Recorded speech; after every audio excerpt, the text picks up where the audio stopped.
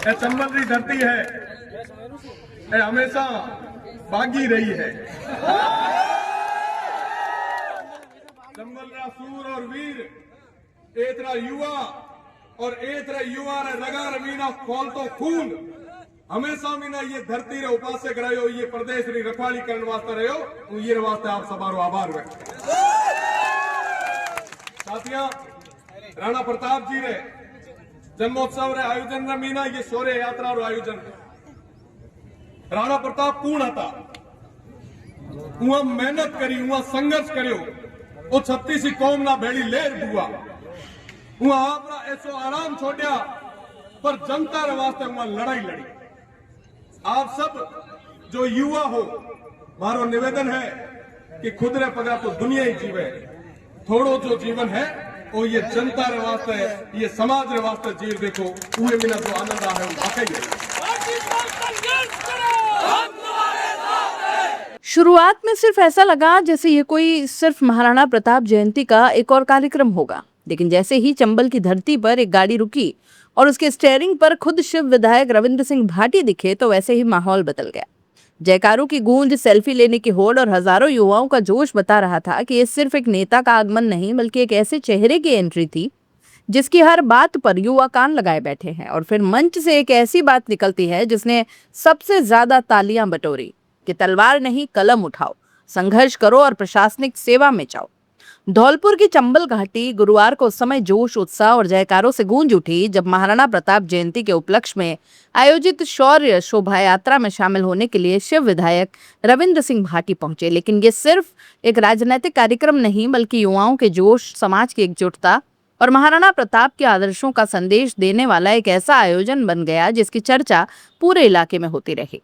मध्य प्रदेश के ग्वालियर से होते हुए जैसे ही रविंद्र सिंह भाटी धौलपुर की सीमा पर स्थित चंबल बॉर्डर पहुंचे तो वहां पहले से मौजूद राजपूत समाज के युवाओं ने उनका जोरदार स्वागत किया, और स्वागत ऐसा कि पूरा इलाका नारों और जय घोषों से गूंज उठा।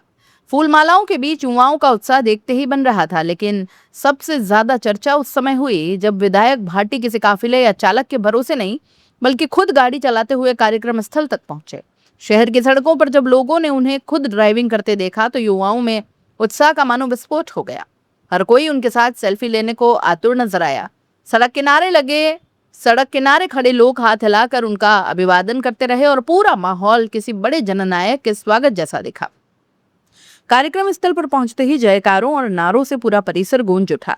बड़ी संख्या में सर्व समाज के लोग, राजपूत समाज के पदाधिकारी, युवा और गणमान्य नागरिक मौजूद रहे। मंच पर पहुंचे रविंद्र सिंह भाटी ने अपने संबोधन में सिर्फ समाज की एकजुटता की बात नहीं की बल्कि युवाओं को एक नया संदेश भी दिया। उन्होंने कहा कि महाराणा प्रताप सिर्फ किसी एक समाज के नहीं बल्कि 36 कौम के थे। उन्होंने अपने जीवन में संघर्ष किया और हमेशा आमजन के लिए लड़ाई लड़ी। आज जरूरत उसी संघर्ष की भावनाओं को आगे बढ़ाने की है। रविंद्र सिंह भाटी ने कहा कि चंबल की धरती हमेशा से भागी रही है और यहाँ के युवाओं के खून में जोश और स्वाभिमान बसता है, लेकिन आज समय बदल गया है। अब लड़ाई तलवारों से नहीं बल्कि शिक्षा और कलम के माध्यम से लड़ी जानी चाहिए। उन्होंने युवाओं से आह्वान करते हुए कहा कि संघर्ष जरूर करो लेकिन कलम के जरिए संघर्ष करो, प्रशासनिक सेवा में जाओ, व्यवस्था का हिस्सा बनो और समाज और देश की सेवा करो, और यही महाराणा प्रताप के आदर्शों का सच्चा अनुसरण होगा। उनके संदेश पर कार्यक्रम में मौजूद युवाओं ने जमकर तालियां बजाई और बार बार जयकारे लगाकर अपना उत्साह जाहिर किया। पूरे संबोधन के दौरान युवाओं में विशेष उत्साह देखने को मिला और माहौल लगातार जोश से भरा रहा। विधायक भाटी ने कहा कि जनता का प्यार और स्नेह उन्हें मिलता है, उसी के कारण वे कई किलोमीटर दूर से लोगों के बीच पहुंचते हैं। उन्होंने धौलपुर के युवाओं के उत्साह की सराहना करते हुए कहा कि यहाँ के लोगों का प्रेम उन्हें हमेशा याद रहेगा। कार्यक्रम के बाद रविंद्र सिंह भाटी पूर्व प्रधान मोनू जादौन के निवास पर पहुंचे, जहां उनका भव्य स्वागत हुआ, और इसके बाद वे बाड़ी के पूर्व विधायक गिरिराज सिंह मलिंगा के निवास पर पहुंचे, जहां समाज के लोगों और समर्थकों ने उनका अभिवादन किया। इस दौरान कार्यक्रम में अभिमन्यु पुनिया, पूर्व विधायक गिरिराज सिंह मलिंगा, पूर्व प्रधान देवेंद्र प्रताप सिंह जादौन सहित राजपूत समाज के कई पदाधिकारी और बड़ी संख्या में गणमान्य नागरिक मौजूद रहे। कार्यक्रम के बाद मीडिया से बातचीत करते हुए रविंद्र सिंह भाटी ने राज्य सरकार पर भी निशाना साधा। कहा कि राजस्थान में जनता बिजली और पानी जैसी बुनियादी समस्याओं से परेशान है, लेकिन सरकार का ध्यान कंपनियों के लिए जमीन आवंटित करने पर ज्यादा दिखता है। उन्होंने कहा कि अगर सरकार जनता की समस्याओं की सुध नहीं लेगी तो 2.5 साल बाद आने वाले चुनाव में जनता भी सरकार की सुध लेने में पीछे नहीं रहेगी। रविंद्र सिंह भाटी ने मंत्रियों को भी नसीहत देते हुए कहा कि पत्रकारों के सवालों का जवाब देना उनकी जिम्मेदारी है और लोकतंत्र में जवाबदेही बेहद जरूरी है। उन्होंने कहा कि सरकार चल रही है, लेकिन अंतिम फैसला हमेशा जनता के हाथ में होता है और आने वाले चुनाव में जनता ही तय करेगी कि किसे सत्ता में रखना है और किसे नहीं। चंबल की धरती से निकला ये संदेश सिर्फ एक राजनीतिक बयान नहीं, बल्कि युवाओं को संघर्ष, शिक्षा और व्यवस्था परिवर्तन की राह दिखाने वाला संदेश था। और शायद यही वजह रही कि धौलपुर में गुरुवार का दिन सिर्फ एक शोभा यात्रा तक सीमित नहीं रहा, बल्कि रविंद्र सिंह भाटी के नाम और उनके संदेश की गूंज देर तक सुनाई दी। और तमाम जितना भी युवा साथी जो आज सम्मान रे वास्ते तलवार ले रहा था बढ़िया, उन्होंने भी कह तो पड़ियो कि हमें थोड़ो घणो बदलाव की जरूरत है। हमें जरूरत है कि आप कलम ना उठाऊं, आप मेहनत करा, आप पढ़ाई करा, अपना ज्यादा से ज्यादा युवा जो है वो एडमिनिस्ट्रेशन सर्विस रे मीना और बाकी सर्विसेज रे मीना सेलेक्ट हुए। ये वास्ते उन्हें मोटिवेट करने की जरूरत है। तमाम युवा साथी जो आज मेरे सामा खड़ा है, उन्हें निवेदन करनी चाहूं, जीवन में मीना कई सारा उतार चढ़ाव है, संघर्ष रो दौर है। राणा प्रताप रे भी जीवन में मीना संघर्ष रो दौर आयो। जे हुआ संघर्ष नहीं करे हो तो शायद आज हर चौराहे रे माता राणा प्रताप रहा है मोमेंटम को नहीं लागोड़ा। तो संघर्ष मीना कोई पासों को नहीं करनू है, मजबूती में लड़नू है। खुद रे वास्ते तो करो ही हो, पर दूसरों कोई वंचित शोषित है मेरी बात मजबूती में रखो। और आम जनता ना छत्तीस कौम ना भेड़ी लेर बो। आज तक जितना भी बड़ा बुजुर्ग रहा, जो वीर पुरुष रहा, जो सपूत रहा, वो छत्तीस कौम ना हमेशा बेड़ी लेर हुआ है।